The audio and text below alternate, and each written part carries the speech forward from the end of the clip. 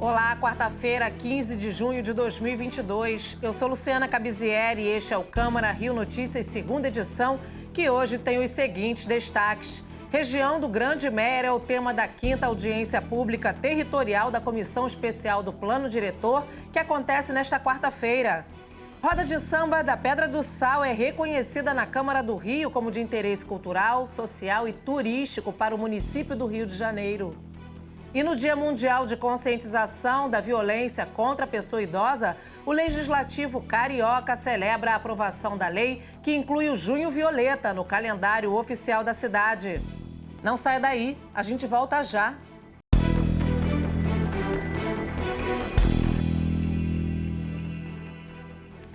A gente começa esta edição falando de mais uma audiência pública territorial da Comissão Especial do Plano Diretor, que começa dentro de instantes na nave do Conhecimento Cidade Olímpica, no Engenho de Dentro. E quem está lá é o repórter Sérgio Costa. Boa noite, Sérgio. Vamos aguardar aqui. Sérgio vai entrar. Finalmente. Boa noite, Sérgio. Boa noite, como estão Luciana. As coisas por aí? Olha, a gente está falando de uma área de planejamento.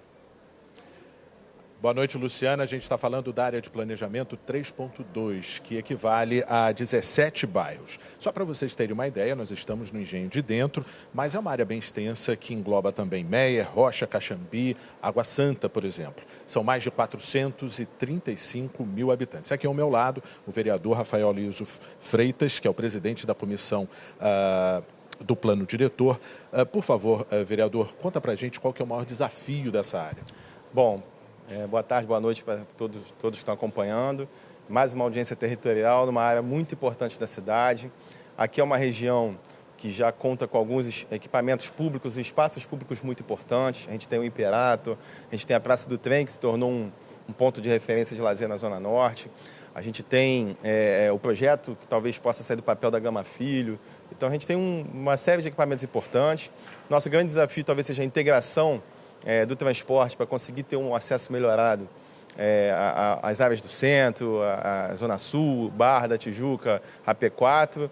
E a gente precisa também ter uma atenção especial com alguns aspectos de alguns bairros que ao longo dos últimos anos perderam o seu potencial de industrialização. Estou falando ali de uma área do Jacaré do Rocha.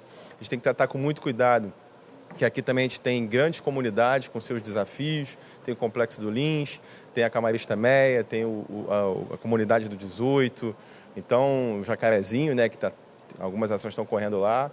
Então acho que a gente precisa fazer o máximo para que esse plano diretor nos oriente, para que as políticas públicas sejam acertadas e a gente consiga transformar a P3.2 numa das principais regiões da cidade.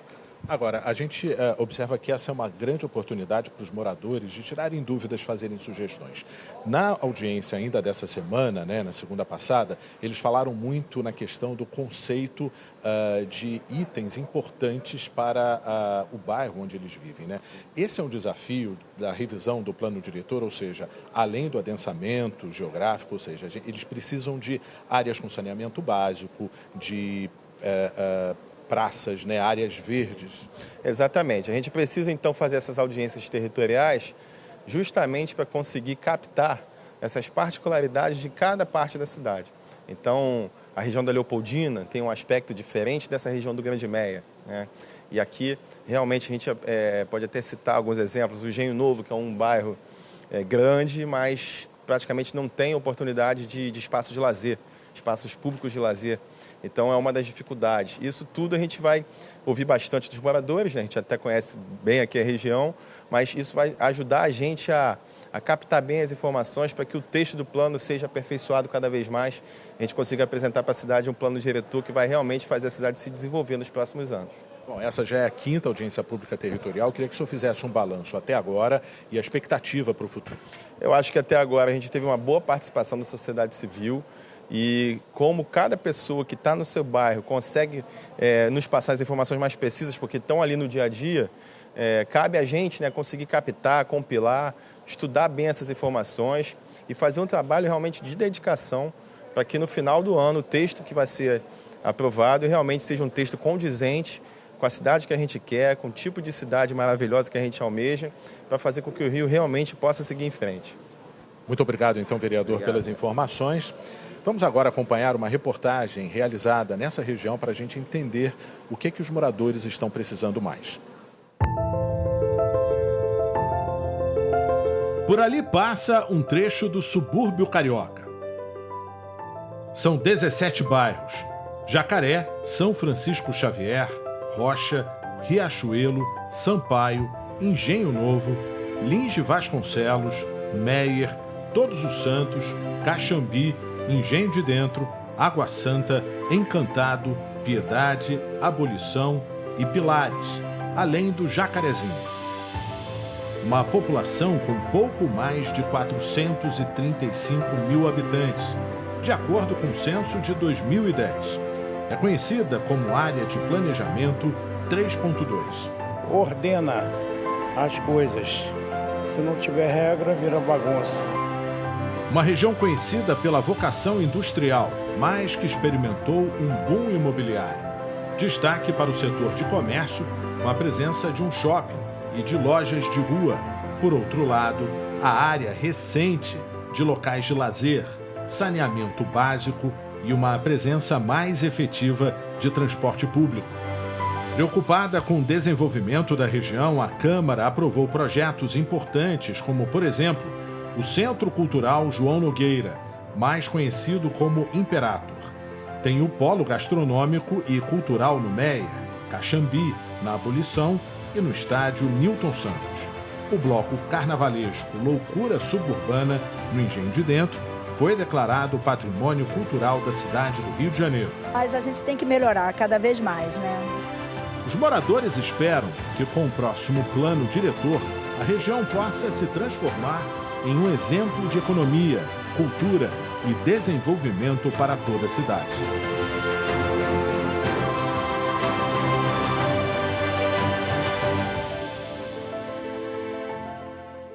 Agora vamos mudar de assunto. 23 projetos que estavam na pauta da ordem do dia foram aprovados durante a sessão extraordinária desta quarta-feira na Câmara Municipal. Entre as decisões dos vereadores está a que proíbe a cobrança da taxa adicional para alunos com deficiência na rede privada de ensino. Veja como foi a sessão na reportagem de Simone Braga. Entre os projetos aprovados em segunda discussão estão o que proíbe a cobrança de taxa adicional para alunos com deficiência na rede de ensino privado do município e o que reconhece de interesse cultural, sócio e turístico para o Rio de Janeiro a roda de samba da Pedra do Sal. Parabenizar o autor do projeto, o vereador Raimon, pela iniciativa. Pedra do Sal é um espaço importantíssimo de resistência da cultura carioca. Também foram aprovados em segunda discussão o projeto que trata da obrigatoriedade de hotéis e albergues fornecerem água potável filtrada ou mineral gratuitamente e o que inclui no guia oficial e no roteiro turístico e cultural do município o Núcleo de Orientação e Pesquisa Histórica de Santa Cruz, localizado no bairro de Santa Cruz. O parlamento também aprovou em segunda discussão o projeto de lei que inclui no guia oficial e no roteiro turístico e cultural o Mirante Pertinho do Céu. O Mirante é uma região tradicionalmente conhecida na região do bairro Jardim Sulacap, com uma bela vista das zonas norte e oeste da cidade. O projeto que declara patrimônio cultural de natureza imaterial do povo carioca as bancas de jornal e os jornaleiros do Rio de Janeiro foi aprovado em segunda discussão e segue a promulgação. Eu creio que a gente deve ter esse olhar carinhoso e de respeito para com as bancas de jornal e para com os jornaleiros. Esse pequeno comércio humano, direto, de relação que, inclusive, contribui para a redução da violência e da agressividade da grande cidade. Os projetos que declaram patrimônio cultural e turístico de natureza imaterial da cidade do Rio de Janeiro, a atividade desportiva de voo livre e o projeto Música no Museu foram aprovados em segunda discussão. Os parlamentares também aprovaram o projeto que inclui o Dia da Mobilização no Combate à Fome e pela Vida no calendário oficial da cidade. Oxalá datas como essas que celebramos no Rio de Janeiro e mobilizações feitas pelos vereadores, pela sociedade civil, pelo mutirão de homens e mulheres que buscam a vida em dignidade, a vida em abundância, nós possamos novamente vencer este estigma, essa chaga, essa ferida da fome que assola tantos milhões de brasileiras e brasileiros. Que nós tenhamos dias melhores para toda a população, que nós cheguemos a um dia que não haja uma única pessoa que não tenha o alimento para colocar na sua mesa, para botar na sua boca. Foi definida a composição da Comissão Especial da Câmara do Rio, que vai acompanhar, estudar e analisar medidas de proteção ao silêncio urbano como item de saúde pública. O vereador Paulo Pinheiro irá presidir o colegiado, que também vai contar com outros 2 parlamentares, Dr. Marcos Paulo e Chagas Bola. E a gente fala agora sobre o primeiro caso de varíola dos macacos na cidade do Rio de Janeiro, confirmado pela Prefeitura. A transmissão da doença se dá principalmente pelo contato próximo com uma pessoa infectada. O secretário municipal de saúde, Rodrigo Prado, falou sobre o primeiro paciente contaminado. Ele é um residente de Londres, que chegou ao Brasil no dia 11 e já no dia 12 passou por uma consulta. Nessa consulta, foi verificado que ele está com sintomas leves e ele está em isolamento domiciliar desde então. Ele e seus 5 contactantes estão sendo monitorados pelas equipes de vigilância e saúde. E você vai ver no próximo bloco, Câmara do Rio celebra o Dia Mundial de Combate à Violência contra os Idosos.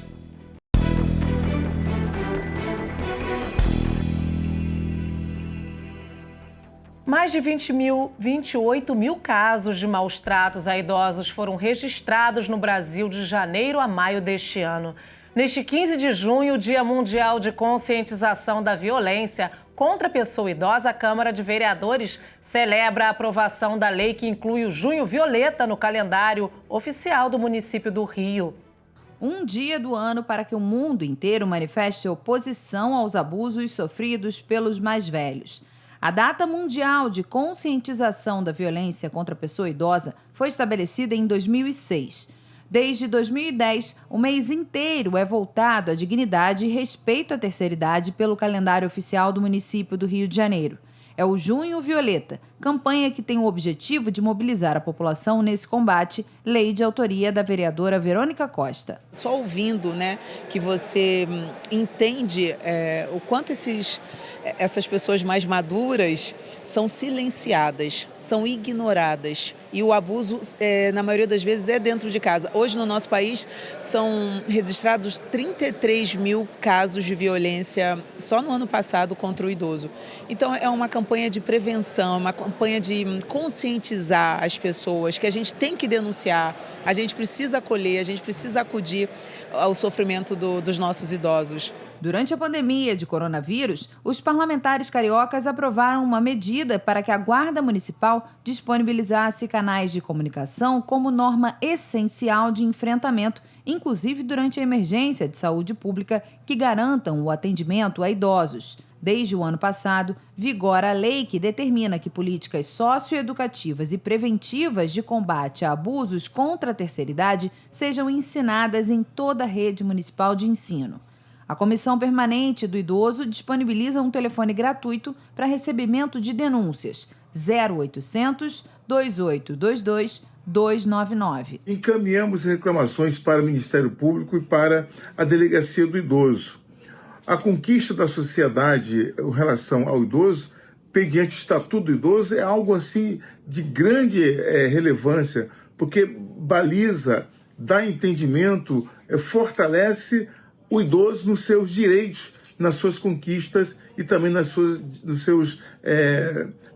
reclamações. Dados do Disque 100 repassados pela Prefeitura mostram que no Brasil, de janeiro a maio de 2022, foram feitos 28.224 chamados referentes a maus-tratos à pessoa idosa. Na cidade do Rio de Janeiro, as denúncias de violações a direitos humanos totalizaram 1.746 registros. Esse tipo de violência é definido como um ato ou a falta de ação que cause dano ou sofrimento a uma pessoa idosa. É uma questão social que afeta a saúde e os direitos humanos de milhões de pessoas em todo o mundo. Essas violações ainda são subnotificadas. O tipo mais comum de abuso é a negligência, quando os responsáveis deixam de oferecer cuidados básicos. O O abandono vem em seguida e inclui, além dos familiares, a omissão de governantes ou instituições de prestarem socorro a um idoso que precisa de proteção. Nós não vamos admitir sermos maltratados, abusados, não termos os nossos direitos observados. Eu, como pessoa idosa, assim como um especialista em gerontologia há mais de 47 anos, vamos denunciar. O Ministério Público ressalta mais uma vez a importância sobre o tema e a sua preocupação. Até essa semana, já recebemos cerca de 1.000 ouvidorias relacionadas à violação de direitos das pessoas idosas. Há, em primeiro lugar, a negligência, que é a falta de cuidados. Em segundo, aparece a violência psicológica. Em terceiro, o abuso financeiro. Há a necessidade de uma mudança desse cenário, a fim de que possamos implementar uma mudança também em relação a esses índices tão elevados de violência contra a pessoa idosa. E para celebrar a data, a Câmara do Rio aderiu à campanha contra a violência aos idosos. Há pouco, a fachada do Palácio Pedro Ernesto, na Cinelândia, ganhou uma nova iluminação, desta vez na cor violeta. A mudança na iluminação acontece em homenagem ao Dia Mundial da Conscientização da Violência contra a Pessoa Idosa. E como a gente viu na reportagem anterior, desde 2010, o mês inteiro é voltado à dignidade e respeito à pessoa da terceira idade através da campanha Junho Violeta, incluída no calendário oficial do município do Rio de Janeiro por uma lei aprovada na Câmara Municipal. Começa daqui a pouco no plenário da Câmara Municipal a entrega de moções para representantes da Assembleia de Deus no Brasil, que completa 111 anos de atividade. A iniciativa é do vereador Valdir Brazão e a repórter é da minha colega Simone Braga, que tem mais detalhes sobre a homenagem. Acontece hoje aqui no plenário da Câmara a solenidade de entrega de moções em comemoração ao aniversário de 111 anos da Assembleia de Deus no Brasil. Estarão presentes todas as lideranças eclesiásticas municipal e a nível Brasil. A cerimônia terá a apresentação da Orquestra da Assembleia da Lapa, com 40 componentes. A iniciativa é do vereador Valdir Brazão. Eu acho que a casa tem que estar sempre aberta para todas as correntes. O meu gabinete tem 6 pastores. E eles me ajudaram muito nas eleições, são a ponte de trazer as demandas, são a ponte de a gente estar respondendo esse segmento. Então hoje a gente está homenageando, aproveitando a data de 111 anos da Assembleia de Deus no Brasil, que foi a primeira, e também passou o dia do pastor evangélico, dia 8. Eu fico feliz por estar fazendo parte, desta homenagem, porque verdadeiramente esta casa tem respeito, à diversidade religiosa, E um dos grandes lemas, no caso do Valdir, é diversidade com igualdade. Isso tem sido uma marca do seu mandato, bem como também desta casa. A igreja ela é a mãe espiritual na terra. Então a igreja ela tem uma importância muito grande na sociedade, na política. E muitos pastores estão aqui hoje, para receber essa homenagem, essa moção, sabendo que é de suma importância o seu desempenho como pastor para a sociedade. E eu me despeço de vocês. O Câmara Rio Notícias de hoje fica por aqui. Acompanhe o que acontece no Legislativo Carioca em Câmara.Rio e nas nossas redes sociais em @CâmaraRio. O conteúdo da nossa programação também está disponível em podcasts que você pode escutar na sua plataforma de áudio preferida. Obrigada pela companhia e até a próxima!